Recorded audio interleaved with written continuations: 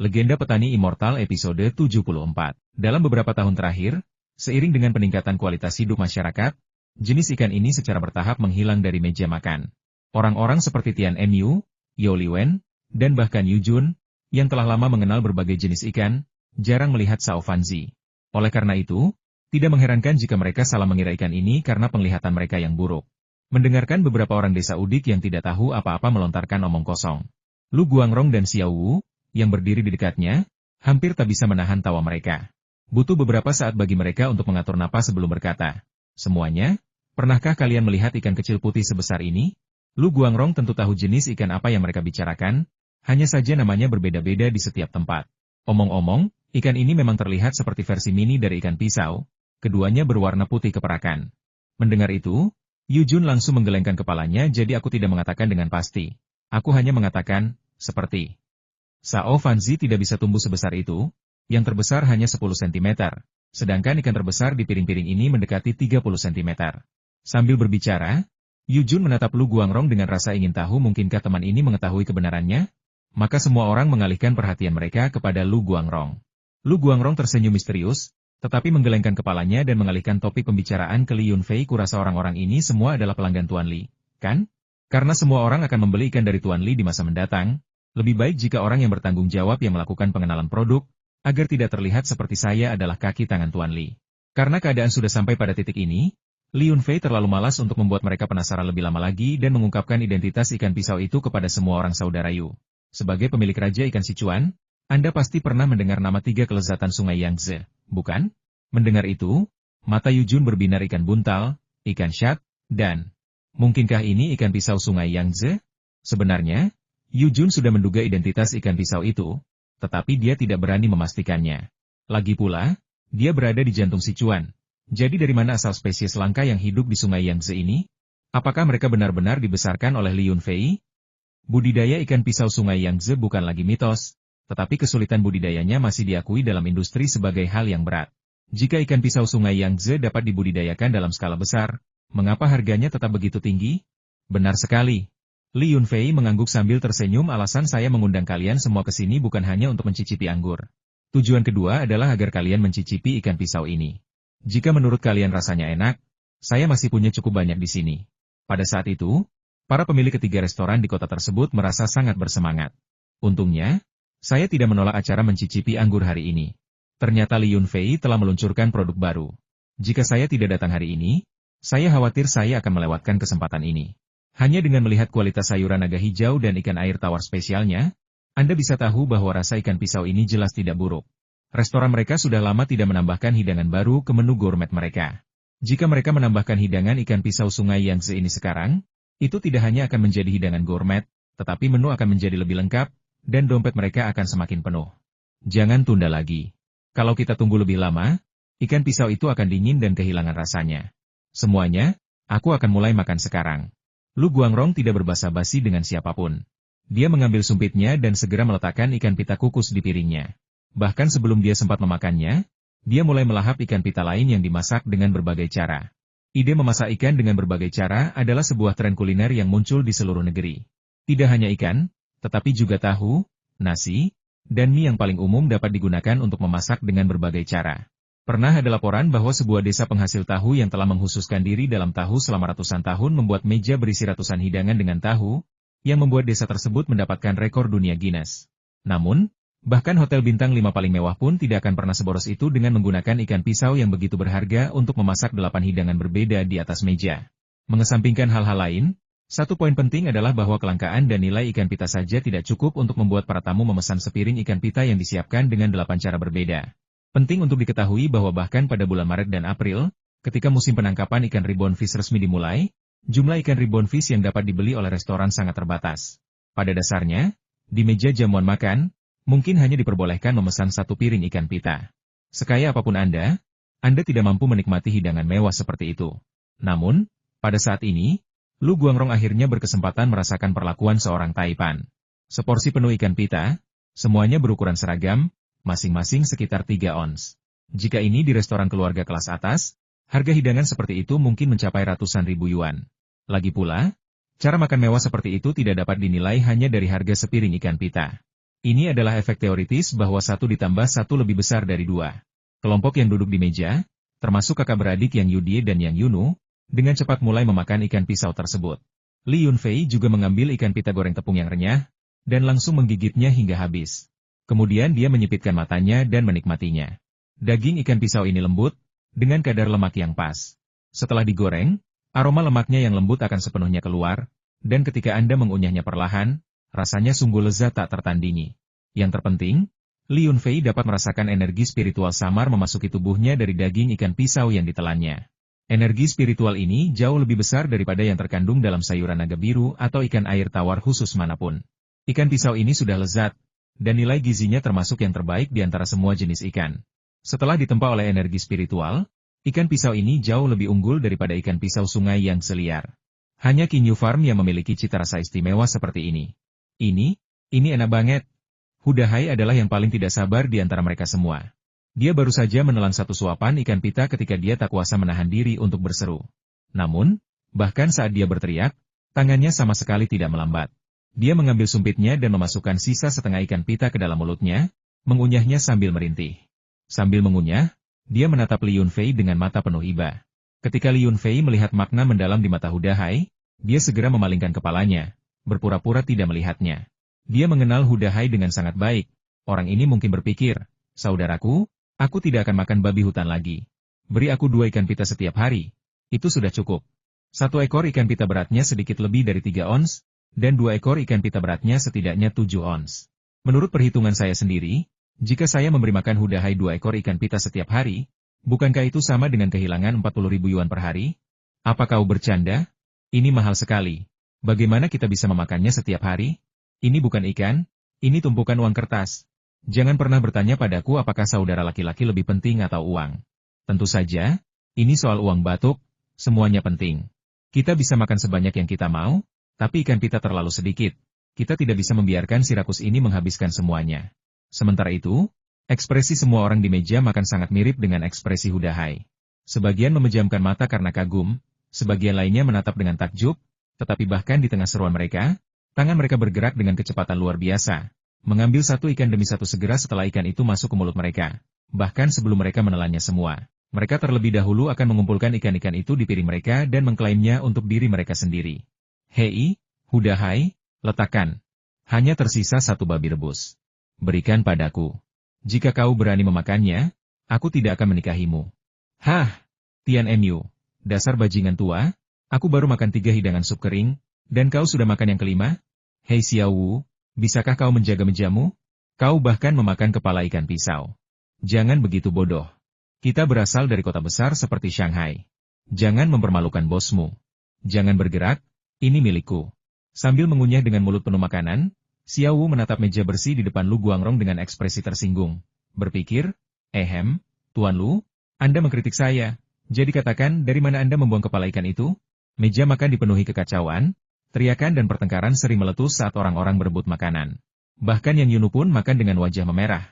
Sesekali mengambil sepotong ikan dari mangkuk Li Yunfei dan dengan cepat memasukkannya ke mulutnya. Li Yunfei menangkap seember besar ikan pisau pada sore hari. Setidaknya ada 30 ekor ikan, yang beratnya 10 pon. Namun, bahkan dengan pemilik ketiga restoran di kota itu, ditambah Lu Guangrong dan asistennya, serta keluarga Li Yunfei yang berjumlah 3 orang, ikan yang tersedia masih belum cukup untuk semua orang. Ini bahkan sebelum Tian Mu, Yao Liwen, dan sekretaris Yu Jun dilayani. Dalam waktu 20 menit setelah makan, ke-8 piring ikan pita itu benar-benar kosong. Bahkan kepala ikan pun tidak tersisa. Pemandangan ini membuat Lu Guangrong ketakutan. Dia sudah makan begitu banyak ikan pita. Tetapi pernahkah ada saat dia menelan seluruh kepala ikan mentah? Ikan ini sangat lezat, sulit dipercaya. Orang yang paling ketakutan bukanlah Lu Guangrong, melainkan Li Yunfei. Sialan 10 pon ikan pita, ratusan ribu dolar, dan kau menghamburkan semuanya dalam waktu kurang dari 20 menit? Namun, popularitas ikan pisau juga berarti bahwa upaya promosi yang dilakukan sangat berhasil. Hanya segitu? Wah! Kakak ipar, aku cuma makan 4. Para pria dewasa itu makan begitu cepat, aku tidak bisa mengimbangi. Sebelum Li Yunfei sempat membahas persediaan ikan pisau dengan para bos, kakak iparnya berteriak dengan suara tidak puas. Tidak, aku mau makan lebih banyak, aku mau makan lebih banyak. Kakak ipar, ambilkan lagi dari kolam ikan untukku. Mendengar itu, Mata orang-orang lain di meja juga berbinar-binar karena kegembiraan. Baiklah, Yun Fei, aku baru saja menelannya utuh dan bahkan belum mencicipinya. Kenapa kau tidak mengambil beberapa lagi agar aku bisa menikmatinya? Mendengar ucapan Hudahai, Li Yunfei merasa kata-katanya sangat familiar. Sepertinya dalam perjalanan ke barat, ketika si babi memakan buah ginseng, dia mengatakan hal yang sama. Kau benar-benar seekor babi. Bukan hanya ipar perempuan dan Hudahai. Begitu seseorang mengungkapkan pendapatnya, tuntutan uang pun langsung berdatangan dengan cepat. Yunfei, bisakah kamu membuatkan lebih banyak untuk adikmu? Aku sedang menstruasi beberapa hari terakhir ini dan aku tidak bisa makan apapun. Tidakkah kamu memperhatikan betapa kurusnya aku? Aku akhirnya makan ikan pita ini dan itu membangkitkan selera makanku. Jadi bisakah kamu membuatkan lebih banyak? Astaga, kamu bahkan sudah kurus. Kurasa kamu agak terlalu gemuk akhir-akhir ini, terutama dua benjolan di dadamu itu, batuk. Saudara Li, bukankah kita masih akan menikmati anggur? Lihat, tidak ada makanan yang tersisa di meja. Tanpa basa-basi lagi, bawakan beberapa ikan pita lagi. Kita masih perlu minum. Lihat betapa fasihnya Tian Mu berbicara, menggunakan acara mencicipi anggur sebagai alasan. Astaga, bisakah kau berhenti bersikap tidak tahu malu? Apa kau tahu berapa banyak uang yang sudah kau kantongi? Ikan pisau. Ikan pisau. Ikan pisau. Yu Jun berhenti berdebat dengan Li Yunfei dan mulai memukul-mukul piring dengan sumpit sambil berteriak. Dengan dia sebagai pemimpin, seluruh ruang tamu berubah menjadi kacau. Jeritan pria dan wanita sangat memekakan telinga. Dalam keadaan linglung, Li Yunfei melihat lampu gantung kristal di langit-langit tampak bergoyang 2 kali. Baiklah, berhentilah berteriak. Aku akan menelepon seseorang untuk menangkap lebih banyak ikan untuk disantap bersama hidangan lain dan minuman kita. Makan seperti ini akan membuatku bangkrut, kata Li Yunfei dengan sedikit sedih.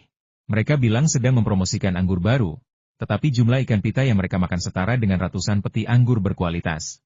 Jika dia tahu ini akan terjadi, seharusnya dia tidak menangkap begitu banyak ikan pita. Memakannya bersama hidangan lain akan membuat para pelahap ini terkendali. Haha, Tuan Li bernilai ratusan juta. Apa kau takut kami akan menghabiskan semua hartamu? Kau pelit sekali. Semua orang merasa lega ketika mendengar akan ada ikan pisau untuk dimakan dan mulai menggoda Li Yunfei. Apa maksudmu ratusan juta? Kau meremehkan Tuan Li. Kekayaan bersihnya sudah lama mencapai miliaran. Kalian para udik, perhatikan lebih dekat.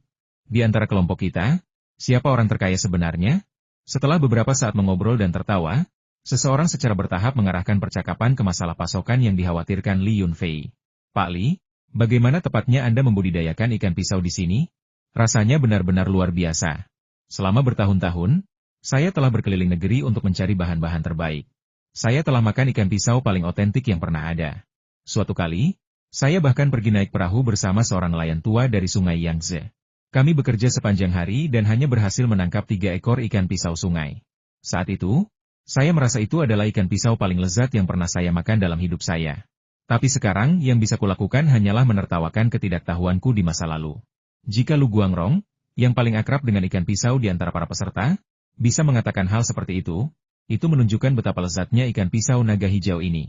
Begitu selesai berbicara, Tian Mu membanting tangannya ke meja dan berkata dengan lantang, ini pertama kalinya aku makan ikan pisau ini seumur hidupku. Tapi meskipun ini pertama kalinya, aku bisa memperkirakan seberapa jauh ikan pisau buatan Kakak Li lebih enak daripada ikan pisau lainnya. Cukup sekian. Berapa harga ikan pisau ini? Restoran Fu Menlou saya akan menerima pemesanan awal sebanyak 100 jin sebagai promosi awal untuk hidangan baru ini. Berdasarkan rasanya saja, saya yakin hidangan ini akan sangat populer setelah pelanggan mencicipinya. Saudara Li, mari kita perjelas dulu kita tidak boleh kehabisan ikan pisau di masa mendatang. Anda harus memprioritaskan Fu Menlou kita. Tian Mu selalu menjadi orang yang tidak sabar, dan dia juga takut tertinggal dari yang lain.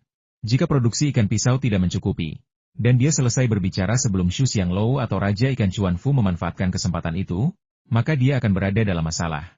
Berdasarkan cita rasa ikan pisau ini saja, perusahaan manapun yang berhasil mendapatkannya akan melihat bisnisnya melejit. Hei, Tian Mu, kenapa kau, Fu Menlou, mendapat perlakuan istimewa duluan? Apakah Xu Xianglou hanya ibu tiri? Yao Liwen membalas tanpa mengalah. Yunfei, beri aku 100 kati juga. Sebutkan harganya, dan aku akan mentransfer uangnya sekarang juga. Aku akan menyuruh seseorang datang dan mengambil barangnya malam ini. Melihat keduanya mulai berdebat, sebelum Li Yunfei sempat bereaksi, Yu Jun, Raja Ikan dari Sichuan, tak kuasa menahan tawa anehnya. Keluargamu menginginkan 100 jin, dan keluarganya juga menginginkan 100 jin. Hehe, menurut kalian, ikan pisau itu apa? Ikan grass carp dan common carp dapat tumbuh hingga ukuran dewasa dalam waktu 10 hari hingga setengah bulan dengan memberi mereka banyak pakan di kolam ikan. Selain ikan pisau milik Li Yunfei, bahkan jika Anda mampu membeli ikan pisau biasa, Anda mungkin tidak akan mampu membelinya. Terlebih lagi, bisakah Anda benar-benar memakan 100 pon ikan pisau kelas mewah? Ikan pisau sungai Yangtze biasa bisa berharga beberapa ribu yuan per kilogram. Mengingat kualitas ikan pisau Li Yunfei, Anda mungkin sebaiknya merahasiakan harganya setidaknya puluhan ribu yuan, agar tidak mempermalukan diri sendiri dengan mengatakannya. Di meja makan, Yu Jun dan Lu Guangrong saling bertukar pandangan penuh arti. Kedua orang ini sangat menyadari nilai ikan pisau tersebut. Biarkan Tuan Li menyebutkan harganya sebelum Anda mulai berdebat. Tian Mu dan Yao Liwen dengan penuh antusias menanyakan harganya. Sementara Yu Jun dan Lu Guangrong tersenyum tetapi tetap diam. Melihat itu, Li Yunfei melambaikan tangannya dan berkata sambil tersenyum, "Kita bisa membahas harganya nanti. Aku akan menelepon dan memesan beberapa camilan untuk menemani minumannya. Mari kita nikmati anggurnya dulu." Melihat sikap semua orang di sini terhadap ikan pisau, Li Yunfei sudah merasa lega mengenai penjualan ikan pisau tersebut. Namun, tawaran yang lancang pasti akan membuat Tian Mu dan Yao Liwen kagum. Li Yunfei berharap Yu Jun atau Lu Guangrong tanpa sengaja membocorkan harga pasar ikan pisau itu kepada mereka berdua. Dengan cara ini, mereka dapat melakukan perbandingan harga yang wajar dan menghindari perasaan bahwa Tian Mu dan Yao Liwen meminta harga yang terlalu tinggi. Li Yunfei meninggalkan meja dan menekan nomor telepon saudara perempuannya, Li Qinghe. Bukan berarti Li Yunfei bersikap picik dan tidak mau menyajikan ikan kakap kepada para tamu, melainkan ia perlu mempromosikan produk-produk dari Qinglong Winery. Li Yunfei tidak ingin kelezatan ikan pisau itu menutupi aroma anggur. Saat telepon terhubung, Li Qinghe merasa gelis sekaligus jengkel mendengar adik laki-lakinya meminta makanan dan minuman lagi. "Sudah berapa lama kau tidak mengembalikan Chef Li kepadaku? Hari ini jumlah pelanggannya sangat banyak." Banyak wajah asing hampir bertengkar dengan pelanggan tetap karena tidak bisa mendapatkan hidangan premium. "Kau tidak tahu betapa sibuknya aku hari ini. Untungnya, Chef Li telah membantu beberapa hari terakhir ini. Kalau tidak, aku, istri bos, harus memasak sendiri. Hari ini adalah hari pertama Pekan Emas Hari Nasional. Sejumlah besar wisatawan membanjiri kota Qinglong. Pagi ini saja, ketika Li Yunfei pergi ke ladang nomor 2, jumlah mobil yang dilihatnya di jalan desa hampir menghalangi jalan. Anda bisa membayangkan betapa padatnya tempat parkir pusat pemancingan itu sekarang tanpa perlu melihatnya terlebih dahulu. Aku mengundang beberapa tamu untuk mencicipi anggur hari ini. Kilang anggur kakek Wu belum menemukan pasar. Baiklah, aku tidak akan meminjam Chef Li. Cari saja pelayan manapun untuk membawakan selusin camilan untuk menemani anggur." Setelah mendengar itu, Li Qinghe segera menyiapkan hidangan dan membawanya kepada Li Yunfei. Kembali ke lobi villa. Kakak ipar itu sudah membawa 3 peti anggur dari kilang anggur ke meja makan. Ketika melihat Li Yunfei kembali setelah menelepon, dia langsung menatap kakak iparnya dengan penuh harap, menunggu dia menjual anggur kepada para tamu. Ketiga peti minuman keras itu memiliki kualitas yang berbeda, dengan satu peti berisi campuran baijiu kualitas menengah hingga rendah. 2 kotak lainnya berisi 2 botol anggur kelas atas dari seri Qinglong. Ketika Li Yunfei mendesain produk untuk kilang anggur, ada tingkatan tinggi, menengah, dan rendah. Anggur kelas atas adalah seri Qinglong, anggur kelas menengah adalah seri Xiandai, dan anggur kelas rendah hanya diberi nama Nongjia. Tingkat kualitas yang berbeda tentu memiliki kualitas dan rasa yang berbeda pula. Seri anggur Qinglong adalah anggur paling istimewa dan berkualitas tinggi yang diproduksi oleh kakek kelima. Selain itu, anggur ini dicampur dengan proporsi tertentu dari anggur yang telah disimpan di luar angkasa. Dan kualitasnya benar-benar cukup untuk melampaui anggur putih lain dengan kualitas yang sama di pasaran. Seri anggur Xiandai diposisikan sebagai anggur kelas menengah oleh Qinglong Winery. Tetapi kualitas anggurnya sama sekali tidak buruk. Hanya saja, anggur ini kurang diberi ruang untuk penuaan dan pencampuran, dan malah mencampurkan anggur tua biasa, sehingga kualitasnya sedikit lebih rendah dibandingkan seri anggur Qinglong. Seri Farmose Wine jauh lebih rendah kualitasnya dibandingkan 2 seri sebelumnya. Seri ini terdiri dari sisa anggur yang diproduksi oleh tempat penyulingan dan ditujukan untuk pelanggan biasa atau orang biasa di kota. Jelas sekali, seri minuman keras ala pedesaan itu tidak akan menarik minat para bos yang hadir. Ide Li Yunfei hanyalah meminta mereka mencicipinya dan membantunya menemukan cara untuk mempromosikannya kepada distributor. Li Yunfei pertama-tama mengeluarkan 3 botol anggur kelas menengah, lalu menuangkan anggur sambil memperkenalkannya. Botol ini adalah Xiandai 10 Years, dari seri anggur kelas menengah kilang anggur. Kualitasnya sedikit lebih rendah dibandingkan anggur kelas menengah lainnya. Silakan dicicipi dulu. Gelas-gelas anggur di atas meja semuanya adalah gelas baijiu standar berukuran 1 kian. Saat Anda menyesapnya, minuman keras itu hanya sedikit melapisi ujung lidah Anda, menjadikannya pilihan yang sangat baik untuk mencicipi anggur. Terlebih lagi, masih ada banyak anggur yang bisa dicicipi nanti. Sekalipun Anda minum 10 atau 8 cangkir dari cangkir seharga 1 sen ini, Anda tidak akan pernah mabuk. Dia menuangkan anggur untuk beberapa orang, dan mereka tersenyum, sedikit mengangkat gelas mereka, dan mulai mencicipi anggur itu sendiri. Tian Mu mengendus gelas anggur sebentar, lalu meneguknya sekaligus, menelannya dalam 2 tegukan. Ekspresinya tetap sama saat dia berkata, anggur ini tidak buruk, sebanding dengan baijiu yang harganya lebih dari 200 yuan di pasaran. Tapi kilang anggur Anda baru didirikan dan sudah bernama, 10 tahun abadi. Bukankah itu agak terlalu dibuat-buat? Jangan bicara omong kosong kalau tidak mengerti. Yang disebut, 10 tahun, di industri ini umumnya berarti mencampurkan anggur berusia 10 tahun untuk dicampur. Immortal Belle 10 Years, kami jelas mengandung anggur yang telah disimpan dalam jangka waktu yang cukup lama. Tidak seperti beberapa merek terkenal yang akan dianggap teliti jika mereka mencampurkan anggur berusia 3 tahun. Jelas Li Yunfei. Hehe. Oh, begitu. Sebenarnya, rasanya tidak buruk, aromanya lembut, tapi tidak terlalu kuat. Tian Mu terkekeh canggung, berusaha menyembunyikan rasa malunya karena tidak begitu paham tentang anggur. Dia sudah banyak minum dan bisa membedakan antara yang baik dan yang buruk, tetapi dia benar-benar tidak tahu banyak tentang industri anggur. Setelah ucapan Li Yunfei, Yao Liwen menggoda Tian Mu beberapa kali sebelum memberikan penilaiannya sendiri tidak buruk. Aromanya cukup autentik, lembut dan halus, tanpa rasa pahit dari perasa buatan. Harganya bisa dengan mudah mencapai lebih dari 200 yuan. Evaluasi dari Yu Jun dan Lu Guangrong tidak memerlukan penjelasan lebih lanjut. Selanjutnya, Li Yunfei menuangkan Xiandai Aged Wine untuk masing-masing dari mereka. Anggur ini memiliki kualitas sedikit lebih tinggi daripada Xiandai 10 Years, tetapi sulit untuk mengatakan mana yang lebih baik. Xiandai berusia 10 tahun memiliki rasa yang lembut. Saya rasa versi yang lebih tua bahkan lebih harum dan halus. Seharusnya anggur ini mampu menonjol di antara anggur kelas menengah di pasaran. Ya, saya juga berpikir bahwa anggur yang sudah tua lebih lembut dan bahkan lebih baik daripada anggur yang berumur 10 tahun. Saya cukup menyukai rasa kerang peri berusia 10 tahun. Kualitasnya serupa, tetapi pendapat tentu akan berbeda karena preferensi pribadi. Namun, secara umum semua orang memberikan ulasan positif untuk seri anggur Xiandai, dan dengan saluran promosi yang tepat, pasti akan mampu merebut pangsa pasar. Setelah mencicipi rangkaian Ferris Scallop, kini tibalah acara utamanya. Seri Azure Dragon, dipadukan dengan anggur yang disimpan di ruang khusus, jelas beberapa tingkat lebih baik daripada seri Fairy Belt. Meskipun kemasan anggur Azure Dragon tidak jauh lebih baik daripada seri Fairy Belt, kualitas di dalamnya tidak perlu diragukan lagi. Li Yunfei pertama kali membuka sebotol minuman keras naga biru giok. Saat ia menuangkan minuman ke gelas semua orang, seseorang berseru kaget, "Wow, anggur ini jauh lebih kuat daripada anggur sebelumnya." Seluruh ruangan dipenuhi aroma harum setelah botol dibuka. Seruan ini berasal dari Lu Guangrong. Lu Guangrong sudah pernah mencicipi hasil karya kakeknya yang kelima. Ia pernah meminum anggur tua berkualitas tinggi ini di tempat pembuatan bir sebelumnya. Tetapi dalam ingatannya, aroma anggur itu tidak terasa selembut sekarang. Bahkan, awalnya ia hanya menandatangani perjanjian pasokan dengan Mei Wei Shijia untuk minuman keras asli tanpa campuran, tidak termasuk minuman keras campuran. Istilah pencampuran yang disebutkan di sini merujuk pada metode umum pembuatan baijiu. Perbedaan rasa dari berbagai jenis minuman keras sepenuhnya bergantung pada teknik pencampuran yang digunakan.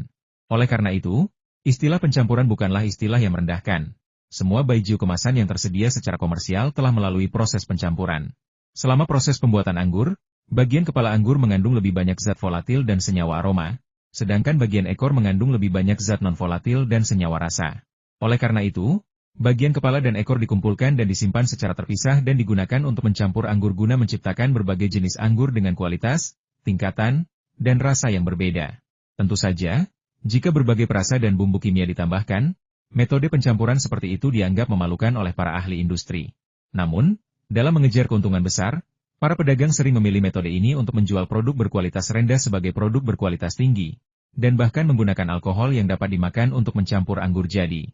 Sebagian besar minuman keras yang dijual di pasaran dengan harga sekitar 50 yuan terbuat dari alkohol yang dapat dimakan, yang dapat dideteksi dengan pengujian menggunakan soda kaustik. Metode pengujiannya sangat sederhana. Soda kaustik dapat dibeli di Taobao, di mana harganya sangat murah. Satu kotak dapat dibeli hanya dengan beberapa yuan. Tuangkan minuman beralkohol ke dalam tabung reaksi kecil atau gelas bermulut sempit, tambahkan beberapa gram soda kaustik, dan panaskan dalam air atau panci selama sekitar 2 menit. Jika itu minuman beralkohol dari biji-bijian, minuman dalam tabung reaksi akan berubah menjadi coklat atau kuning kecoklatan. Jika itu alkohol, warnanya tidak akan berubah. Semakin tinggi kandungan biji-bijian, semakin gelap warnanya di dalam tabung reaksi. Semakin rendah kandungan biji-bijian, semakin terang warnanya. Lu Guangrong terbewildered. Dia tidak percaya bahwa anggur dalam gelas itu adalah anggur campuran yang pernah dia remehkan. Tentu saja, Dia tidak tahu bahwa anggur campuran itu sekarang mengandung anggur spiritual yang disimpan di tempatnya, yang hanya tersedia untuk keluarga Li Yunfei dan para penyewa kultivator yang telah membayar sewa selangit. Saat Lu Guangrong mengungkapkan kekagumannya, Tian Mu, Yu Jun, dan bahkan Yao Liwen pun mengubah ekspresi mereka. Hanya dengan mencium aroma cairan giok naga biru, mereka tahu itu adalah anggur berkualitas tinggi, pasti satu tingkat di atas seri sabuk abadi.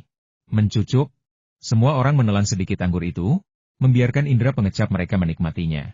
Dalam sekejap, ekspresi mabuk di wajah mereka berubah satu persatu. Mata Tian Mu membelalak, dan dia terus meneguk anggur itu, enggan menelannya. Yao Liwen hanya menyesap sedikit, tetapi begitu anggur itu masuk ke mulutnya, dia tak kuasa menahan diri untuk menghabiskan sisa anggur di gelasnya dalam sekali teguk. Yu Jun memegang gelas anggur kosong, matanya sedikit menyipit, menggelengkan kepalanya seperti seorang ahli anggur dan penyair abadi, seolah-olah dia bisa melontarkan dua baris puisi kapan saja. Lu Guangrong adalah orang pertama yang tersadar dari lamunannya. Dia baru saja menelan anggur, dan sebelum anggur itu masuk ke tenggorokannya, dia sudah ingin mengatakan sesuatu. Akibatnya, anggur itu membuatnya tersedak, dan dia mulai batuk hebat. Uhuk-uhuk. Bagaimana mungkin? Saya pernah minum anggur ini sebelumnya, tidak mungkin rasanya seperti ini. Yang asli harum, tapi terlalu kuat, kebanyakan orang tidak tahan. Tapi anggur ini sangat enak, rasanya luar biasa. Bahkan orang seperti saya yang terbiasa minum anggur beras pun jatuh cinta dengan rasa ini. Meskipun waktu telah berlalu cukup lama, keyakinan Lu Guangrong dalam mengatakan hal ini pasti berarti dia benar. Dia bisa merasakan perbedaannya. Lagi pula, ketika berada di Shanghai, dia sering minum minuman yang dibuat oleh bartender pribadinya menggunakan minuman keras asli yang diproduksi oleh pabrik penyulingan. Kedua minuman itu dibuat dari minuman keras asli yang sama, tetapi rasanya sangat berbeda. Dia tahu mana yang lebih enak. Berbicara tentang rasa cairan giok naga biru ini, Lu Guangrong samar-samar ingat bahwa rasanya agak mirip dengan anggur berusia 10 tahun yang pertama kali dicicipi oleh Li Yunfei. Bukan hanya Lu Guangrong yang memiliki pemikiran ini. Semua orang yang pernah mencicipi anggur penyimpanan ruang angkasa buatan Li Yunfei memiliki ide yang sama. Namun, mereka tidak memiliki banyak kesempatan untuk mencicipi anggur penyimpanan ruang angkasa tersebut, dan rasa yang familiar pun terasa samar. Anggur yang enak, benar-benar enak. Sama enaknya dengan Wuliangye, minuman keras kelas atas dari Sichuan. Bahkan, cita rasanya yang unik jauh lebih menggoda. Begitu Tian Mu meletakkan gelas anggurnya, dia tidak lagi membutuhkan bantuan Li Yunfei dan mulai menuangkan anggur untuk dirinya sendiri. Hei, jangan membandingkan. Apa menurutmu ada sesuatu yang sebanding dengan apa yang dihasilkan adik kita Yunfei? Hal unik dari anggur Qinglong ini adalah aromanya yang khas, yang rasanya agak mirip dengan anggur tua yang kita minum dalam guci dulu. Kata-kata Yao Liwen disambut dengan persetujuan serentak dari kerumunan.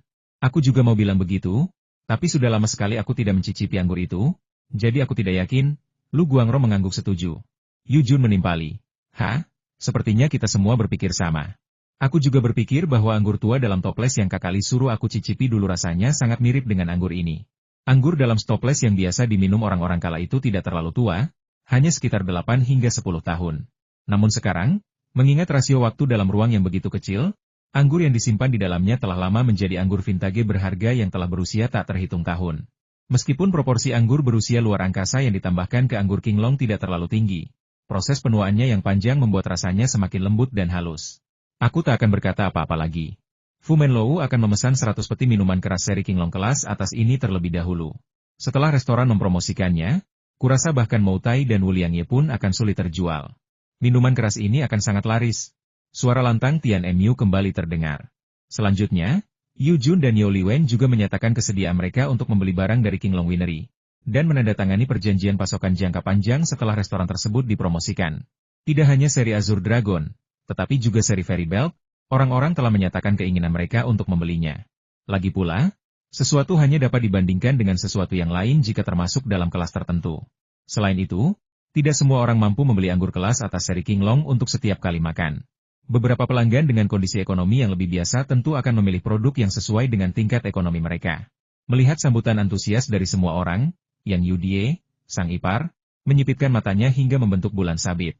Meskipun memiliki kepribadian yang angkuh dan sombong, ia berdiri dan menuangkan anggur untuk semua orang. Minumlah, buat mereka semua mabuk. Aku akan mencetak perjanjian dan kontraknya sebentar lagi. Tunggu apalagi promosi restoran?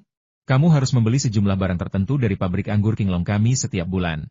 Jika tidak, jika saudara ipar saya menangani semuanya sendiri, bukankah saya, sebagai manajer penjualan, akan terlihat sangat tidak berguna? Ada 2 jenis minuman keras kelas atas dalam seri Qinglong. Selain King Long Jade Liquor yang baru saja dicicipi semua orang, ada satu lagi yang disebut King Long Special Q. Keduanya adalah produk yang telah melalui proses penuaan di ruang khusus. Keduanya memiliki cita rasa yang berbeda, yang satu lembut dan yang lainnya kuat, tetapi semua orang tetap memberikan pujian tinggi untuk keduanya. Ketika para pelayan dari King Heju membawa makanan, sekelompok bos menyingkirkan cangkir kecil mereka dan menggantinya dengan gelas anggur yang lebih besar. Bahkan Yao Liwen pun tak mau kalah, berteriak bahwa ia telah mengganti gelasnya menjadi 1 atau 2 gelas dan mulai menyantap camilan sambil minum anggur dengan lahap. Setelah beberapa gelas minuman, suasana pun menjadi meriah. Yao Liwen dan Tian Mu berhenti bertengkar dan bahkan mulai mengobrol dengan Yu Jun dan Lu Guangrong. Setelah mengetahui bahwa bos mereka berasal dari Shanghai dan menjabat sebagai manajer umum di sebuah hotel bintang 5, mereka semua mengungkapkan kekaguman mereka kepadanya. Lu Guangrong terkekeh dan berkata dengan rendah hati bahwa dia hanyalah seorang karyawan dan jika Anda benar-benar menghitung kekayaan bersih semua orang yang hadir, dia mungkin tidak dapat dibandingkan dengan siapapun di antara mereka. Suasananya harmonis dan ceria, dan waktu pun berlalu begitu cepat. Sebelum saya menyadarinya, langit di luar jendela villa telah menjadi gelap gulita. Langit malam yang luas dipenuhi dengan bintang-bintang yang berkel twinkling.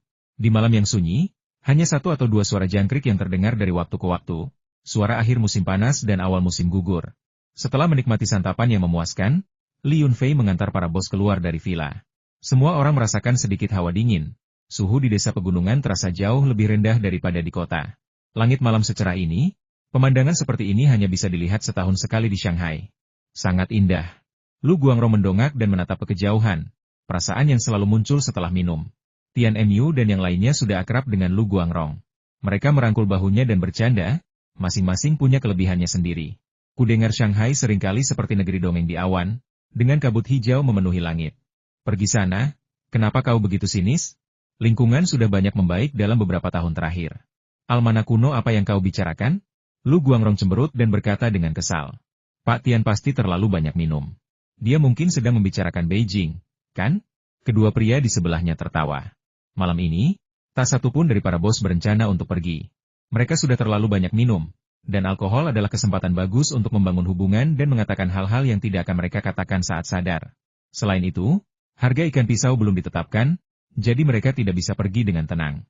Mereka hanya bisa tinggal di Lijiashai untuk malam ini dan membahas bisnis besok pagi. Melihat hari sudah semakin larut, Li Yunfei berkata, ayo pergi. Aku akan mengantar semua orang ke Hotel Bamboo House untuk bermalam. Hotel ini hampir bukan hotel bintang 3, jadi maaf merepotkan kalian para bos besar. Selama liburan Golden Week Hari Nasional, sejumlah besar wisatawan membanjiri kota Qinglong. Jika bukan karena Hotel Shengli yang turut menampung arus wisatawan dan rumah-rumah pertanian sederhana yang dibangun oleh penduduk desa sendiri, akomodasi saja mungkin tidak akan cukup untuk memenuhi kebutuhan sejumlah besar wisatawan tersebut.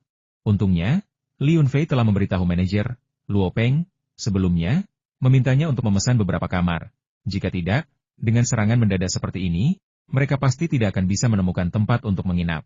Li Yunfei mengemudikan mobil bersama Lu Guangrong dan Xiao Wu, memimpin jalan, diikuti oleh pemilik 3 restoran di kota itu. Setelah tiba di Hotel Bamboo House dan mengantar mereka ke tempat duduk masing-masing, Li Yunfei meninggalkan hotel tanpa berlama-lama. Begitu saya melangkah keluar dari hotel, saya merasakan aura samar tertuju pada saya, seolah-olah sedang mengamati sesuatu. 6 indera Li Yunfei sangat tajam, dan dia segera menyadari ada sesuatu yang salah, lalu mulai mencari penyebabnya. Tepat setelah Li Yunfei meninggalkan hotel, ketiga pemilik restoran yang masih mabuk dan pusing itu bergegas ke kamar Lu Guangrong dan mengetuk pintu. Tuan Lu, Anda masih terjaga? Kami bertiga datang untuk menawarkan secangkir teh agar Anda sadar kembali. Lu Guangrong tidak terlalu terkejut dengan kedatangan ketiga orang itu. Dia membawa mereka ke dalam ruangan dan secara pribadi menyeduh teh kental untuk membantu mereka sadar. Saya kira Anda datang ke sini untuk membahas harga ikan pita dengan saya? Semua orang tahu betapa lezatnya ikan pisau.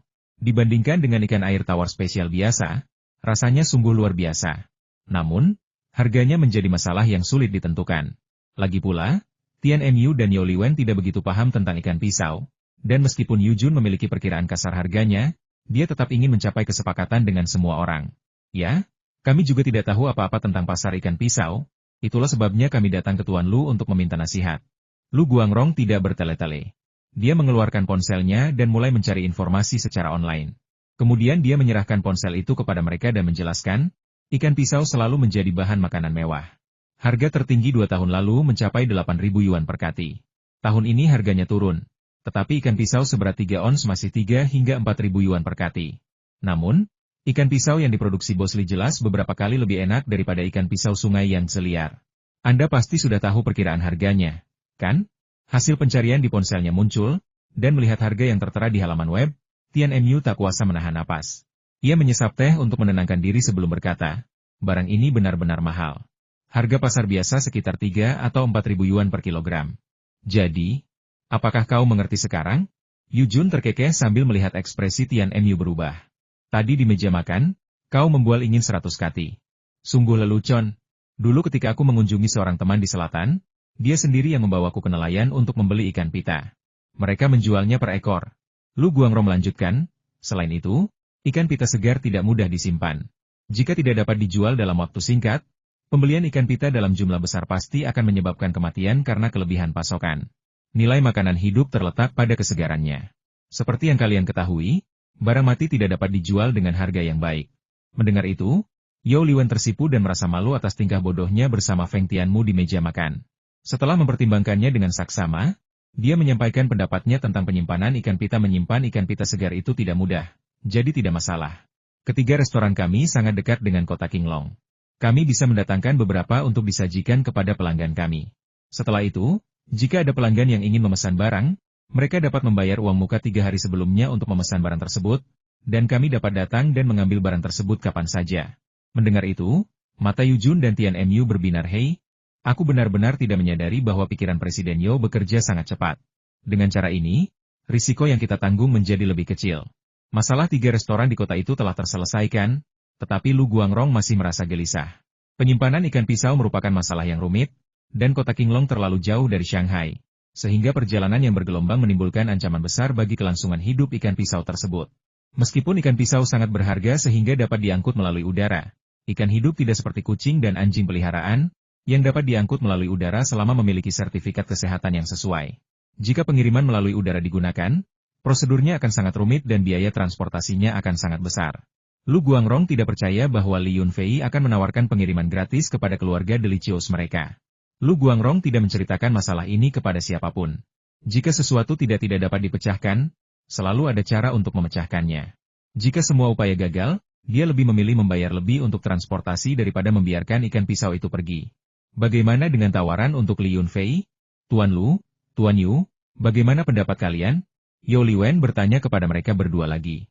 Keduanya saling bertukar pandang, hendak berbicara, ketika Tian Mu, yang berdiri di samping, berpikir sejenak. Karena kita memiliki harga pasar sebagai referensi, dan mempertimbangkan tingkat premium saat ini untuk sayuran naga hijau dan ikan air tawar, saya pikir ikan pisau ini harus dijual dengan harga 50 atau 60.000 yuan per kilogram. Tian Mu terkejut saat mendengar angka itu. Harga ikan mencapai 50 atau 60.000 yuan per kilogram. Astaga, harga per gramnya hanya 100 yuan lebih murah daripada emas. Namun, baik Lu Guangrong maupun Yu Jun mengangguk setuju. Lu Guangrong berkata, harganya bahkan lebih rendah dari yang saya perkirakan. Berdasarkan rasanya dan fakta bahwa ikan pisau tersedia sepanjang tahun, pasti harganya akan sangat tinggi di Shanghai. Harga pembelian awal saya 10.000 yuan lebih tinggi daripada Bos Tian. Ya Tuhan, 70.000? Yao Liwen terdiam sejenak. Namun, Yu Jun angkat bicara pada saat yang tepat. Kota Yunhuang kami tentu saja tidak dapat dibandingkan dengan Shanghai. Tingkat konsumsinya tidak sama. 60.000. Harga ini sudah dianggap sangat tinggi untuk penjualan uji coba pasar awal. Jika respons pasar nanti antusias, kenaikan harga tak terhindarkan. Pak Li sudah sering melakukan ini sebelumnya. Hehe, sayuran naga hijau dulu hanya 10 yuan per pon, tapi sekarang sudah naik menjadi 300. Menurut saya, hasil tangkapan ikan pisau ini bahkan lebih langka daripada sayuran naga hijau dan ikan air tawar spesial. Setelah berdiskusi, kelompok itu memiliki gambaran umum tentang apa yang diharapkan. Harga 50 hingga 60.000 yuan per hidangan hampir tidak dapat diterima untuk menu kelas atas sebuah restoran. Ketiganya mengobrol lebih lama di kamar Lu Guangrong, dan baru pergi setelah menghabiskan secangkir teh. Di luar hotel beratap bambu, di tepi sungai yang tenang, suasananya mencekam. Bahkan serangga musim gugur pun ketakutan dan bersembunyi. Li Yunfei berdiri di samping kursi pancing bambu yang telah disingkirkan di tepi sungai, menatap tenang ke arah sungai Xiandai. Airnya yang berkilauan tampak semakin misterius di malam hari. Di tepi sungai yang sama, tidak jauh dari situ, orang lain menatapnya dengan ekspresi yang sama. Di mata orang ini, Li Yunfei jauh lebih misterius dan menakutkan daripada air sungai sabuk abadi. Seandainya bukan karena angin malam yang sesekali menggerakkan pakaian mereka, menghasilkan suara gemerisik, Kedua pria itu tidak akan tampak berbeda dari dua tiang kayu di kegelapan. Pria di tepi sungai, mengenakan jubah biksu sederhana, dengan satu tangan terangkat di depan dadanya, tak lain adalah Huyan, sandera yang ditinggalkan di Lijiashai oleh biara Landa. Ketika kakekku mencapai alam ketiga, dia diserang oleh para ahli dari biara Landa. Jika bukan karena bantuanku, kakekku mungkin akan berada dalam bahaya besar. Sekarang setelah kakekku menstabilkan kultivasinya, dia menyerbu biara Landa. Para ahli dari biara Landa bukanlah tandingan baginya. Kemudian, seorang ahli tersembunyi dari biara itu keluar dari pegunungan dan memaksa kakekku untuk bermain imbang dengan kekuatan tempurnya yang superior. Karena khawatir akan kehancuran bersama, kedua belah pihak akhirnya menghentikan pertempuran. Biara Lantau juga mengirim seorang biksu ke desa keluarga Li sebagai sandera untuk menunjukkan ketulusannya dalam mengupayakan perdamaian. Biksu Huyan telah lama tinggal di hotel rumah bambu itu. Ia biasanya melantunkan sutra di kamarnya atau bermeditasi di tepi sungai. Keberadaannya tidak dapat diprediksi, dan Li Yunfei sudah cukup lama tidak melihatnya. Saat Li Yunfei keluar dari hotel, dia merasakan aura tajam tertuju padanya. Meskipun aura itu tidak berniat membunuh, aura itu jelas tidak ramah. Mengikuti arah energi tersebut, mereka menemukan Biksu Huyan yang bersembunyi dalam kegelapan, yang kemudian berujung pada konfrontasi antara mereka. Setelah beberapa waktu yang tidak diketahui, Biksu Huyan tidak lagi mampu menahan benturan energi mereka. Ia menyatukan kedua tangannya dan sedikit membungkuk. Berkata, sudah berhari-hari sejak terakhir kali aku melihatmu, Dermawan Li. Kemampuanmu telah meningkat lagi. Ini benar-benar alasan untuk merayakan. Melihat senyum kaku Huyan yang dipaksakan, Li Yunfei mengumpat dalam hati biksu botak kecil ini, dia jelas sangat waspada terhadap peningkatan kemampuanku. Namun dia memasang senyum palsu ini. Sungguh menjijikan. Biksu ini akhir-akhir ini gelisah. Apakah dia takut dengan kekuatan kita yang meningkat pesat? Meskipun Biksu Huyan telah ditahan di desa keluarga Li dengan kedok sebagai sandera, Li Yunfei selalu merasa bahwa dia adalah bom waktu yang bisa meledak kapan saja. Li Yunfei sudah lama menyimpan gagasan untuk membuat Biksu Huyan lenyap dari dunia, tetapi dia tidak memiliki kekuatan untuk melakukannya. Pada pertemuan pertama mereka melancarkan serangan mendadak dan menemukan bahwa tasbih ajaib pada pria ini memiliki sifat khusus yang dapat menahan kemampuan untuk menyerap ruang kecil. Ia tidak hanya gagal mengendalikan Huyan, tetapi juga hampir membongkar rahasianya sendiri. Meskipun Huyan tidak mungkin memahami keberadaan ruang kecil itu, ia pasti menyadari misteri dan keanehan di sekitarnya. Kedua pihak belum menemukan cara untuk menahan pihak lain, itulah sebabnya mereka berada dalam kebuntuan. Masing-masing memiliki kekhawatiran sendiri, dan tidak ada yang berani melewati batas terlebih dahulu. Suasana semakin tegang, percikan api seolah berterbangan di antara mereka, dan Li Yunfei diam-diam mengumpulkan kekuatan batinnya, bersiap untuk bertempur. Sialan, ayo lawan kalau kau mau. Kalau kau membuatku marah, aku akan membunuhmu dulu, lalu membakar biara Landa. Jadi bagaimana jika kau tidak bisa menggunakan ruang kecil itu? Aku tidak akan melakukannya. Aku tetap bisa membunuhmu dengan kekuatan jiwaku yang dahsyat. Hanya saja aku tidak bisa membunuhmu secara diam-diam, karena takut akan serangan balik dahsyat dari Kuilan Tuo yang akan membahayakan keselamatan keluargaku. Ketika aku mengumpulkan cukup banyak ahli dan tinggal di peternakan Qingyu, di mana aku dapat menjamin keselamatan keluargaku, saat itulah kita berdua akan menanggalkan topeng kesopanan. Biksu Huyan memiliki pemikiran serupa dengan Li Yunfei. Ia juga ingin membunuh Li Yunfei. Karena keduanya memiliki permusuhan berdarah, kemungkinan akan sulit untuk menyelesaikannya, terutama mengingat pembantaian di kuil Wudao, yang pada akhirnya akan menyebabkan seseorang bertindak untuk membalas dendam. Terlebih lagi, Li Yunfei pasti menyimpan rahasia besar. Ia hampir tertipu oleh tipu daya Li Yunfei terakhir kali, dan jika bukan karena tasbihnya yang secara otomatis melindunginya, ia kemungkinan besar akan terbunuh. Yang lebih penting lagi, seiring keluarga Li Yunfei diizinkan untuk berkembang secara bebas dan keterampilan mereka semakin kuat, ancaman yang mereka timbulkan terhadap Kuilan Duo menjadi semakin besar. Sayangnya, setelah uji coba singkat hari ini, Huyan menyadari bahwa dia sama sekali tidak yakin bisa mengalahkan Li Yunfei, meskipun dia berada satu tingkat lebih tinggi darinya. Jika serangan pertama gagal, apalagi metode apa yang akan digunakan Li Yunfei untuk membalas? Selama Li Yunfei berteriak, monster tua dari alam ketiga dari keluarga Li itu akan datang dan menghancurkannya menjadi debu dalam sekejap. Yang lebih menakutkan lagi adalah klinik medis Chunkyu sekarang memiliki praktisi bela diri lain di alam ketiga, yang kemampuan bertarung jarak dekatnya sangat luar biasa. Dia pernah menjadi instruktur utama dari 3 pasukan, dan kekuatan bela dirinya bahkan melampaui Li Chunkyu. Semoga Buddha berbelas kasih. Kapan muncul begitu banyak ahli di alam ketiga? Semua harapan biara Landa kami bertumpu pada paman senior misterius itu. Jika dia berhasil naik ke alam ketiga, maka semua keluhan kami yang telah lama ada tidak akan sia-sia. Keduanya menyimpan motif tersembunyi masing-masing, dan tak satu pun dari mereka berani mengambil langkah pertama. Setelah lama ragu-ragu, suasana tegang di antara mereka perlahan mereda. Biksu botak kecil, Oh, Guru Huyan, keahlianmu cukup mengesankan. Ada apa? Sepertinya berat badanmu bertambah akhir-akhir ini, ya? Kau pasti mendapatkan nutrisi yang baik. Li Yunfei menggoda sambil tersenyum. Itu karena Dermawan Li menyediakan makanan yang sangat baik untuk biksu sederhana ini.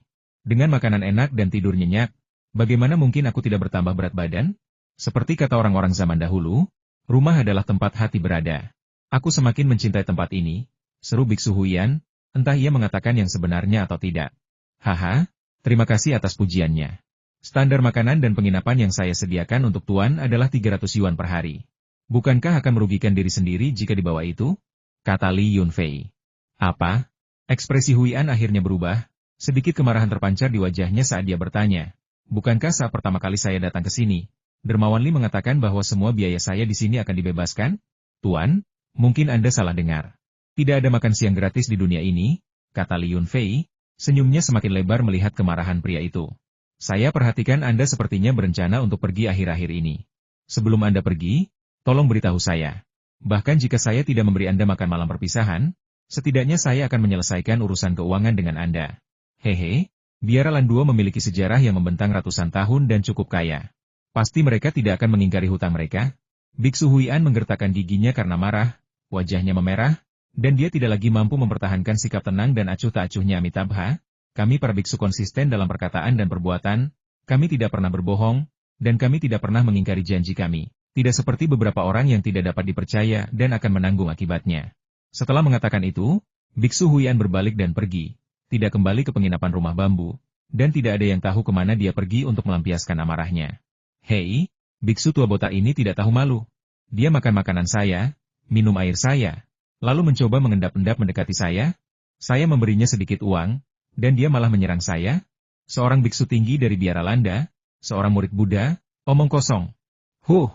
Li Yunfei tertawa terbahak-bahak, merasa bahwa dia telah memenangkan konfrontasi ini lagi. Hidup memang benar-benar sepi seperti salju. Jadi aku sudah tidak mau repot-repot berdebat dengannya lagi. Setidaknya aku tidak akan membiarkan pelayan itu membuang barang bawaannya keluar dari kamar. Seperti yang kubilang, aku orang yang masuk akal. Dulu di sekolah, aku selalu menjadi murid teladan setiap tahun dan bahkan menerima bunga merah besar.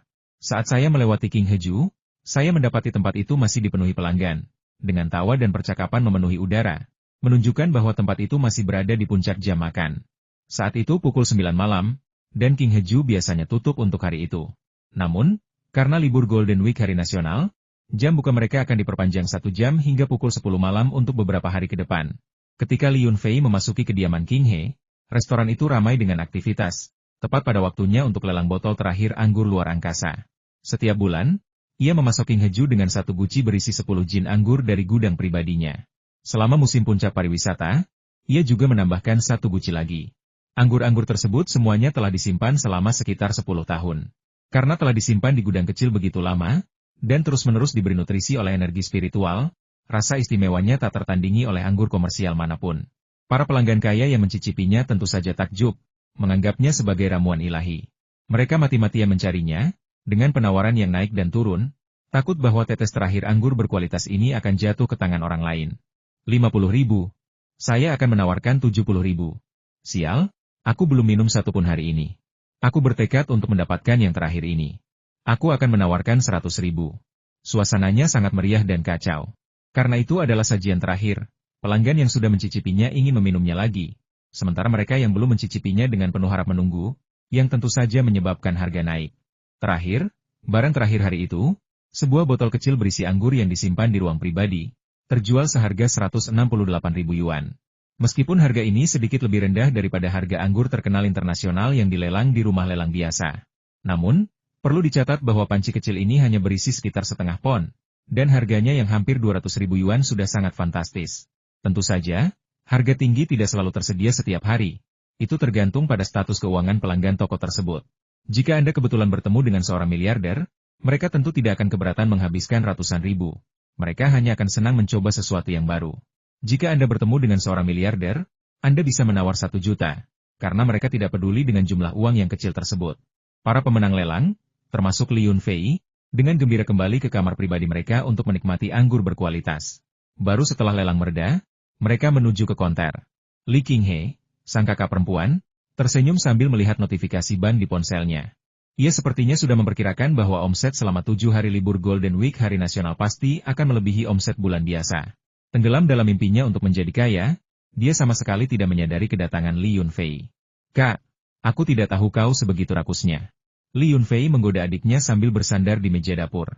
Li Qinghe terkejut melihat adik laki-lakinya, lalu tertawa dan berkata, "Jadi kenapa kalau kau serakah? Siapa yang tidak suka uang?" "Haha, tentu saja, aku harus berterima kasih padamu, adikku yang cakap. Jika bukan karena kau menjaga kakakmu, di mana aku akan berada hari ini?" Setelah bercanda sebentar dengan Li Qinghe, Li Yunfei bertanya tentang kejadian hari itu. "Bisnis berjalan sangat ramai hari ini. Adikku bercerita bahwa bukan hanya restoran King Heju yang penuh sesak, tetapi restoran Shengli di seberang sungai juga menghasilkan banyak uang. Meskipun mereka terutama melayani pelanggan biasa, jumlah orang yang datang sangat luar biasa. Selain kedua restoran tersebut, Hotel Bamboo House dan Hotel Victory juga sudah penuh dipesan. Ruang terbuka di sepanjang tepi sungai ditempati oleh beberapa penduduk kota muda yang mendirikan tenda mereka sendiri dan mulai berkemah. Selain itu, situasi pendirian kios di desa sangat menggembirakan. Bahkan warga dari desa Zhangqiao dan desa Nanwanglo ikut-ikutan membawa banyak hasil buruan untuk dijual di jalanan. Harga jualnya lebih dari 2 kali lipat harga jual kepada pedagang. Li Yunfei tentu saja senang dengan situasi ini. Semua orang harus menghasilkan uang bersama-sama, karena tidak ada seorang pun yang dapat menghasilkan semua uang itu sendiri. Setelah mengobrol sebentar di King Heju, Li Yunfei pergi agar tidak membuat adiknya sibuk di toko. "Ketika saya sampai di rumah, kakak ipar saya, Yang Yunu, dan istri saya masih bangun dan mengobrol di ruang tamu. HMPH, tunggu saja sampai besok ketika beberapa petinggi kota datang ke kilang anggur untuk mengambil barang, kita lihat apa yang akan dikatakan para pekerja kilang anggur itu nanti. Ini bukan pesanan kecil. Setiap orang menginginkan beberapa ratus peti, persediaan gudang akan berkurang sepertiga sekaligus." Yang Yudie, setelah minum anggur, menjadi bersemangat, berisik, dan riuh. Melihat ekspresi bahagia adiknya, Yang Yunu tak kuasa menahan diri untuk menyenggolnya sedikit. "Jangan lupa, semua klien ini dibawa ke sini oleh kakak iparmu." Yang Yudie tidak terkesan dengan hal itu. Ia membusungkan dada dengan bangga dan berkata tanpa ragu, "Jika aku tidak mengingatkan saudara iparku bahwa produk kilang anggur tidak laku, dia tidak akan tahu. Jika ini terus berlanjut, dia tidak akan bisa menghasilkan uang. Jadi, pada akhirnya, jika ditelusuri kembali ke sumbernya, semua ini berkat aku." Ketika Li Yunfei masuk, ia tanpa sengaja mendengar percakapan Yang Yudie. "Ya ampun, trik kakak ipar saya dalam mengubah sudut pandang secara halus benar-benar luar biasa. Dengan mentalitasnya yang kuat, dia pasti akan memiliki masa depan yang cerah sebagai pegawai negeri. Hei gadis kecil, kalau kamu mau menyombongkan diri, kamu harus memilih waktu yang tepat." Ditampar seperti itu bukanlah perasaan yang menyenangkan. Li Yunfei melangkah masuk, menjatuhkan diri di sofa, memeluk istrinya dan menciumnya, sambil menatap adik iparnya dengan senyum tipis. Yang Yudie sedikit tersipu, tetapi berkata dengan percaya diri, "Hal buruk apa yang kau katakan? Siapa yang mengatakan hal buruk? Aku jelas-jelas memuji kakak iparku." "Oke, kau pasti salah dengar." Melihat bahwa iparnya, Yang Yudie, langsung menyangkalnya, Li Yunfei dan istrinya benar-benar terdiam. Mereka saling pandang, tertawa terbahak-bahak, dan memutuskan untuk tidak berdebat dengan gadis kecil ini. Mereka berdiri dan bersiap untuk kembali ke kamar mereka untuk beristirahat. Hei, jangan pergi. Saudari, ipar ngobrollah denganku sebentar, aku benar-benar bahagia sekarang. Paling buruk, aku akan mengakui kesalahanku. Oke? Semua pujian untuk saudara iparku, semuanya miliknya, dan semua pujian untuknya. Aku hanya sedikit berkontribusi. Oke? Lagi pula, akulah yang mengawasi penandatanganan kontrak pesanan. Yah, aku terus-terusan diganggu oleh iparku. Sepertinya menyelesaikan masalah besar ini membuatnya terlalu bersemangat. Baiklah, kalau begitu mari kita mengobrol sedikit lebih lama. Seharusnya itu hanya obrolan santai, tetapi kenyataannya sebagian besar Li Yunfei dan Yang Yunu yang mendengarkan. Sementara Yang Yunu, sang ipar perempuan, yang berbicara sepanjang waktu. Aku tidak tahu apa sebenarnya yang terjadi, tetapi kakak iparku akhirnya menyeretku untuk minum anggur merah, katanya untuk merayakan pembukaan resmi saluran penjualan kilang anggur. Istriku, Yang Yunu, mencoba membujuknya beberapa kali, tetapi karena tidak berhasil, dia menyerah dan membiarkan kakaknya melakukan keinginannya. Di mata Li Yunfei, anggur merah dan bir hampir sama. Jika minum terlalu banyak, Anda hanya perlu buang air kecil dan tidak akan mabuk. Namun, ketika keluar dari kamar mandi, ia melihat ipar perempuannya yang sedikit mabuk dan istrinya menyelinap ke kamar tidur utama dan pergi tidur. "Istriku, Zhao Hyudi, jangan biarkan dia menendang perutmu. Pemabuk ini tidak punya sopan santun saat mabuk," menyebalkan melihatnya. Meskipun Li Yunfei khawatir, dia tidak mengatakan apapun. "Aku tahu, aku akan berhati-hati. Jika aku tidak khawatir dia mabuk dan tidak ada yang menjaganya, aku pasti tidak akan membiarkannya tidur di sebelahku. Sayang, maaf merepotkanmu tidur di kamar tamu malam ini, kata Yang Yunu meminta maaf sambil berdiri di ambang pintu. Jangan tidur, aku masih bisa minum. Kakak ipar yang bodoh itu, terlalu mabuk untuk mengangkat kepalanya, masih bergumam sendiri sambil bersandar di bahu Yang Yunu. Hehe, sudahlah, tidurlah. Mereka pasangan suami istri yang sudah lama menikah, terlalu formal untuk bersikap sopan lagi. Li Yunfei melambaikan tangannya, memberi isyarat agar wanita itu menutup pintu. Terlalu malas untuk merapikan kamar tamu, dia hanya berbaring di sofa, kelopak matanya terkulai, dan dia tertidur.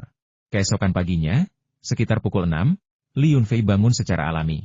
Siapapun yang pernah mabuk tahu bahwa semakin banyak Anda minum, semakin ringan tidur Anda, dan semakin mudah untuk bangun di pagi hari, terutama setelah mencampur minuman, yang seringkali mengakibatkan sakit kepala dan mual yang cukup terasa.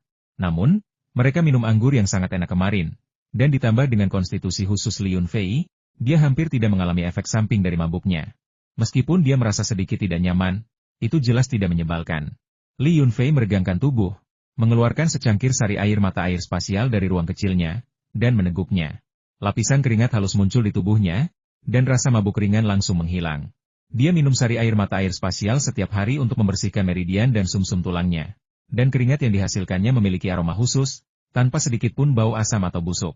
Ia menyelinap ke kamar tidur, menemukan pakaian ganti, dan hendak pergi ke kamar mandi umum untuk mandi ketika ia mendapati saudara iparnya berbaring di samping istrinya dalam posisi yang sangat tidak senonoh, dengan paha seputih salju dan setengah dari bokongnya yang montok terbuka, menekan perut istrinya. Buddha Amitabha, makhluk surgawi yang tak terukur, kita tidak bisa bermain seperti ini, oke? Anda bukan menekan perut istri saya, Anda menekan anak saya. Dengan mata tertutup, ia mencoba menyingkirkan kaki panjang adik iparnya, tetapi wanita itu tidak menyukainya. Ia menurunkan satu kaki, tetapi kemudian wanita itu memutar tubuhnya dan kaki yang lain mendarat di pinggang istrinya. Putaran ini sungguh mengejutkan, tidak hanya paha dan bokongnya yang terlihat, tetapi dadanya juga tersingkap. Sialan, berapa umurmu? Masih suka tidur telanjang? Li Yunfei menutupi wajahnya dan melarikan diri. Dia tidak tahan melihatnya lagi. Jika istri atau iparnya tiba-tiba bangun, dia tidak akan bisa menjelaskan dirinya sendiri sekeras apapun dia mencoba. Demi janin, bersabarlah sedikit lebih lama. Kamu sudah ditekan sepanjang malam, jadi apa salahnya sedikit penekanan lagi? Li Yunfei berjingkat keluar dari kamar tidur, baru kemudian menghela napas lega, merasa bersalah seperti seorang pencuri. Karena masih pagi, Li Yunfei duduk di sofa dan menatap kosong untuk beberapa saat. Namun setiap kali dia menutup mata, yang bisa dilihatnya hanyalah tubuh putih cemerlang kakak iparnya. Dia sudah menahan diri terlalu lama. Jika dia benar-benar tidak tahan lagi, dia harus mencari Michelle untuk sedikit berduel di ranjang. Untuk menjernihkan pikirannya dari kekacauan, ia tidak punya pilihan selain memasuki ruang kecil itu untuk melakukan pelatihan harian pada dua anak elang Girfalcon. Metode pelatihannya sederhana, dan selalu cukup keras tamparan diikuti dengan hadiah. Metode ini berhasil melatih kedua anak elang tersebut, yang kecerdasannya baru mulai berkembang, untuk menjadi patuh dan jinak. Setelah pelatihan selesai, Li Yunfei melakukan inspeksi rutin terhadap tanaman dan hewan yang dipelihara di tempat tersebut. Benih ginseng yang dibelinya di Taobao sudah memenuhi seluruh ruang kecil itu. Li Yunfei dengan lembut menggali tanah di sekitar salah satu tanaman ginseng untuk melihatnya. Akarnya berbentuk sempurna seperti manusia, menunjukkan bahwa energi spiritualnya sangat melimpah. Tanaman itu memiliki lengan dan kaki, seperti manusia mini. Meskipun ginseng ini relatif muda jika dibandingkan dengan ukuran ruang kecilnya, jauh dari usia 100 tahun, ruang kecil tersebut telah ditingkatkan berkali-kali, dan kualitas energi spiritualnya telah meningkat setiap kali. Kualitas ginseng ini tidak kalah dengan ramuan spiritual berusia 100 tahun yang dikenal oleh orang-orang di dunia seni bela diri. Selain itu, terdapat area luas yang ditumbuhi Ganoderma lucidum dan Polygonatum sidericum, siap dipanen untuk penggunaan obat. Khasiat Ganoderma lucidum agak lebih terbatas dibandingkan dengan tanaman obat lainnya, tetapi tetap termasuk dalam kategori tanaman obat kelas atas. Tanaman ini memiliki khasiat unik dalam pengobatan kanker dan juga dapat membantu para penanamnya menghilangkan racun dari tubuh mereka. Dendrobium officinale dan Polygonum multiflorum selalu tumbuh di tempat-tempat yang tidak mencolok, tetapi secara keseluruhan, ratusan stek telah berakar. Dengan peningkatan spasial terakhir, luas lahan meluas secara signifikan, dan kepadatan penanaman kembali menurun. Li Yunfei tidak hanya dapat dengan mudah memperbanyak tanaman obat yang mudah tumbuh ini kapan saja, tetapi ia juga merasa perlu menanam beberapa ginseng. Tanaman ini dikenal sebagai raja tanaman obat, dengan kegunaan yang sangat luas, baik untuk menyembuhkan luka, mengobati penyakit, atau bahkan untuk kemajuan kultivasi, khasiatnya jauh melampaui tanaman obat lainnya. Roh Li Yunfei melayang di udara, mengamati ribuan ramuan spiritual yang berkilauan di bawah kakinya. Tiba-tiba, ia merasakan kebanggaan, seolah-olah ia berdiri di puncak dunia sialan. Jika kita berbicara tentang peringkat kekayaan di dunia kultivasi, aku pasti orang terkaya. Sekitar pukul 8 pagi, Li Yunfei menelepon beberapa bos dan mengundang mereka untuk sarapan bersama. Kemarin semua orang minum cukup banyak, jadi ketika kami bertemu, semua orang tampak lesu. Para petinggi di kota ini tidak memiliki rutinitas standar seperti Li Yunfei. Mereka semua tidur sampai terbangun secara alami sebelum beranjak dari tempat tidur. Pasti sulit bagi mereka untuk dibangunkan oleh panggilan telepon dari Li Yunfei. Memang menyenangkan menjadi muda. Lihatlah Kakak Li, dia minum sebanyak yang aku minum kemarin, tapi hari ini dia masih sangat bersemangat, kata Tian Mu sambil menunjuk Li Yunfei dengan kagum. Yao Liwen menepis ucapan Tian Mu, melirik ke samping ke arah wanita menawan di belakangnya. Bos Tian, Yunfei memang tidak sesibuk Anda, tapi siapa tahu sampai larut malam Anda dan manajer Su membicarakan pekerjaan? Berdiri di belakang Tian Mu, Su dan tersipu, mengambil 2 butir telur dari meja, dan diam-diam meninggalkan villa. Tampaknya berniat menunggu di luar. Melihat itu, Tian Mu langsung marah. Mau aku bicara soal pekerjaan atau bukan? Itu bukan urusanmu. Apa kau juga mau bicara soal itu denganku? Ah, lihat dirimu, sungguh menyedihkan. Sebelum Yao Liwen sempat mengumpat, Li Yunfei langsung menyela mereka. Hei kalian berdua. Bukankah kemarin kalian akur-akur saja? Kenapa kalian membelakangiku setelah hanya 1 malam? Dengan campur tangan Li Yunfei, keduanya menggerutu dan memalingkan muka, saling mengabaikan. Setelah sarapan di villa, rombongan tersebut berkendara ke tambak ikan. Sesampainya di lokasi, Li Yunfei memperkenalkan kepada semua orang sebagian besar ikan pisau di kolam ikan sudah siap dijual sekarang. Meskipun ikan pisau terkecil beratnya lebih dari 2 ons, ide saya adalah membiarkan yang lebih kecil tumbuh sedikit lebih panjang. Di restoran Anda, jual saja pisau besar yang beratnya 3 ons atau lebih.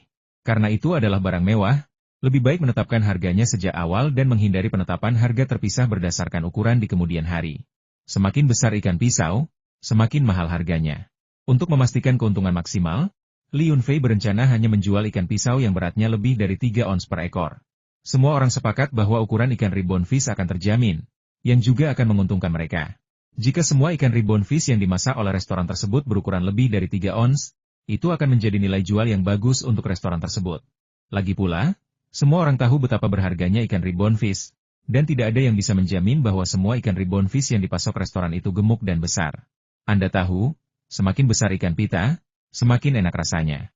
Pada titik ini, pemilik ketiga restoran di kota tersebut mengarahkan percakapan ke topik utama. Kemarin saya tidak mengerti karakteristik ikan pita ini dan hampir mempermalukan diri sendiri, padahal beratnya 100 kati. Sambil berbicara, Tian Mu tersipu dan dengan cepat melambaikan tangannya untuk menghilangkan rasa malu kemarin sebelum melanjutkan. Saya mendengar dari Bos Yu dan manajer umum Lu bahwa ikan pita ini tidak cocok untuk disimpan. Ide saya adalah memesan dalam jumlah kecil untuk pertama kalinya. Tian Mu menyampaikan ide yang telah dicetuskan Yao Liwen pada malam sebelumnya. Gelombang pertama ikan pita dipasok ke restoran untuk promosi. Setelah pelanggan terbiasa dengan ikan pita tersebut, sistem reservasi pun diterapkan. Pelanggan yang ingin menyantap ikan pisau dapat membayar uang muka 3 hari sebelumnya untuk melakukan reservasi. Kemudian, ketiga restoran tersebut dapat mengirim seseorang ke kota Qinglong untuk mengambil ikan tersebut kapan saja. Setelah mendengar itu, Li Yunfei langsung merasa bahwa ide tersebut masuk akal dan sangat cerdas. Pertama, restoran tersebut tidak akan terjebak dengan ikan ribbon fish yang tidak terjual karena membeli terlalu banyak. Selain itu, jumlah ikan pisau miliknya tidak tak terbatas. Meskipun sekarang ada banyak sekali ikan pisau di ruang kecil itu, Li Yunfei tidak berniat untuk berdiam diri dan hidup dari hasil tangkapan mereka. Ikan pisau ini disimpan untuk dikembangbiakan. Dia akan membesarkan benih ikan pisau hingga dewasa dan kemudian menjualnya, sehingga membentuk siklus yang berkelanjutan dan menguntungkan. Dengan cara ini, dengan melakukan reservasi 3 hari sebelumnya, Li Yunfei dapat memberitahu pemilik ketiga restoran tersebut tentang ketersediaan pasokan sesegera mungkin. Jika pasokan sementara langka, mereka dapat mengambil langkah-langkah untuk menangani pelanggan terlebih dahulu. Mereka mungkin mengurangi pemesanan di muka atau menangguhkan penjualan untuk sementara waktu. Setelah pasokan ikan pisau Li Yunfei stabil, pemesanan di muka akan dibuka. Soal harga, Saudara Li, kita semua saling kenal, jadi saya tidak akan bertele-tele. Saya rasa harga awal 60.000 yuan per kilogram itu wajar. Tentu saja, seiring perubahan respons pasar, kenaikan harga di kemudian hari tidak dapat dihindari. Pada titik ini, Tian Mu berhenti sejenak, ragu-ragu, lalu melanjutkan, harga ini telah dibahas dan disepakati oleh beberapa dari kita tadi malam. Jika menurut Anda harga ini tidak pantas, saya akan menjadi orang pertama yang membatalkannya. Lagi pula, sesuatu dinilai berdasarkan kelangkaannya, Dan barang langka dan berkualitas baik memang pantas dijual dengan harga tinggi. Di luar dugaan, Tianmu mengungkapkan semua detail negosiasi mereka semalam. Li Yunfei tentu saja tidak menyangka bahwa kelompok itu akan menegosiasikan harga di belakangnya. Perlu dipahami bahwa jika beberapa pihak bersekongkol untuk menurunkan harga, Li Yunfei, yang tidak menyadari situasi tersebut, mungkin akan menurunkan harga karena mempertimbangkan hubungan kerja mereka sebelumnya. Dalam hal ini, negosiasi harga yang curang seperti itu akan sangat tidak etis. Namun, kemampuan Tianmu untuk berbicara terus terang membuat Li Yunfei memandanginya dengan rasa hormat yang baru. Apa yang bisa saya katakan tentang Lao Tian? Dia mungkin memiliki beberapa kebiasaan yang kasar dan tidak sopan, tetapi dia cukup tulus terhadap teman-temannya. Tentu saja, dari sudut pandang Tianmu sendiri, dia merasa bahwa menceritakan kepada Li Yunfei apa yang terjadi kemarin akan lebih meyakinkan. Lagi pula, harga yang mereka diskusikan tadi malam tidaklah rendah, jadi tidak ada upaya sengaja untuk menurunkan harga. Selama mereka memiliki hati nurani yang bersih, mereka dapat berbicara secara terbuka dan jujur, yang dapat membantu mendekatkan orang-orang. Jadi mengapa sebelumnya kita mengatakan bahwa Tianmu pandai dalam hubungan interpersonal? Melihat Li Yunfei tidak berbicara dalam waktu lama, yang lain menjadi cemas. Lu Guangrong berbicara lebih dulu saudara Li, kami tidak bermaksud sengaja menurunkan harga. Awalnya, saya akan memberi Anda harga 70.000. Saudara Yunfei, jika Anda merasa harganya tidak sesuai, kita bisa membicarakannya lagi. Kita teman lama. Restoran kita berada di posisi sekarang ini karena Anda, jadi apapun yang terjadi, kami tidak akan pernah menipu Anda. Yu Jun dan Yao Liwen juga berkata dengan cemas. Melihat ekspresi penyesalan mereka yang tiba-tiba, Li Yunfei tak kuasa menahan tawa. Hubungan antar manusia memang terlalu rumit. Mengapa semua orang tidak bisa berpikir lebih sederhana? Sebenarnya, saya tidak terlalu memikirkannya. Saya hanya sedikit terkejut bahwa yang lain mau duduk bersama untuk membahas harga, dan hasil yang mereka dapatkan persis sama dengan hasil saya. Melihat ekspresi cemas mereka, Li Yunfei tak tahan lagi menggoda mereka. Ia melambaikan tangannya dan tertawa, kalian terlalu banyak berpikir. Harganya cukup masuk akal. Namun, aku tidak menyadari bahwa kalian mengadakan pertemuan rahasia kecil saat aku pergi. Sepertinya aku tidak bisa membiarkan kalian tetap bersama lagi. Kalau tidak kalian mungkin berencana untuk mengkhianatiku, dan aku akan membantu kalian menghitung uangnya. Sebuah lelucon yang tepat waktu dengan mudah meredakan ketegangan, membuat semua orang menghela napas lega dan kembali tersenyum. 60.000 per kati, kira-kira seperti itulah yang saya perkirakan. Mari kita berdagang dengan harga promosi ini untuk permulaan, lalu kita bisa membahas harganya nanti tergantung situasinya. Lagi pula, pendapatan dari budidaya ikan langka tidak mungkin lebih rendah daripada dari budidaya ikan air tawar biasa. Jika budidaya ikan langka tidak menguntungkan, saya akan segera beralih ke budidaya 4 spesies ikan air tawar utama. Itu lebih sederhana, lebih mudah, dan lebih menguntungkan. Tidak, kami membutuhkan produk baru. Berdasarkan prinsip penetapan harga premium awal untuk sayuran kinglong dan ikan air tawar kinglong, harganya setidaknya harus 10 hingga 20 kali lebih tinggi. Itulah sebabnya kami dapat memperkirakan harga target Anda. Jangan khawatir, selama penjualannya bagus, kami dapat menerima kenaikan harga lebih lanjut yang Anda lakukan. Jelas kelompok itu sambil tersenyum. Setelah harga ikan pisau ditetapkan, pemilik ketiga restoran di kota itu mulai memperkirakan secara kasar kapasitas konsumsi mereka sendiri. Lagi pula, jumlah pelanggan kelas atas yang mampu membeli hidangan semahal itu terbatas. Selain itu, karena saat ini kami masih dalam tahap promosi awal dan belum dapat menjangkau semua orang sepenuhnya, jumlah barang yang dibeli harus dikontrol dengan sangat tepat. Terakhir, Yu Jun memesan 15 jin ikan raja gaya Sichuan, sedangkan Tianmu dan Yao Liwen masing-masing memesan 10 jin. Jumlah ini mungkin tampak agak kecil pada pandangan pertama, tetapi seperti yang saya katakan sebelumnya, kami dapat mengirimkannya kapanpun dibutuhkan, dan hanya membutuhkan waktu 3 atau 4 jam untuk berkendara dari kota. Begitu kesepakatan kerjasama terkait ikan pisau diselesaikan, pemilik 3 restoran di kota itu segera mentransfer pembayaran kepada Li Yunfei melalui perbankan seluler 900.000 yuan ke satu restoran dan 600.000 yuan ke 2 restoran lainnya, dengan total 2,1 juta yuan. Setelah menerima pemberitahuan transfer ban yang tertulis hitam putih di latar belakang putih, Li Yunfei merasakan kehangatan yang meluap di hatinya. Sialan, itu keputusan yang sangat bijak untuk mulai membudidayakan ikan air tawar langka saat itu. Uang yang kami hasilkan melejit begitu cepat. Perlu diingat bahwa ini hanyalah sebagian kecil dari penjualan produk promosi eksperimental. Diperkirakan bahwa dalam waktu kurang dari 2 hari, gelombang uang besar lainnya akan mengalir ke mereka. Pasokan dan transportasi tetap sama seperti sebelumnya, dengan ketiga restoran tersebut mengirimkan orang untuk mengambil barang sendiri, tetapi tanggal pengambilan adalah keesokan harinya. Hari ini, pemilik ketiga restoran tersebut sedang bersiap untuk mempromosikan hidangan baru mereka untuk pemesanan dan penjualan di muka. Ikan raja gaya Sichuan seberat 15 jin diperkirakan hanya cukup untuk 20 pesanan awal. Fu Menlou dan Xu Xianglou akan memiliki jumlah yang lebih sedikit. Ikan pisau seberat 10 jin hanya cukup untuk 13 atau 14 porsi. Menurut ketiga bos tersebut, pertempuran pertama dalam mempromosikan ikan pisau ini adalah untuk menetapkan konsep berharga dan langka sekaligus. Apakah 13 atau 14 porsi terlalu banyak? Tentu saja ada banyak, sesuai dengan rencana awal Tian Enyu, sang bos besar.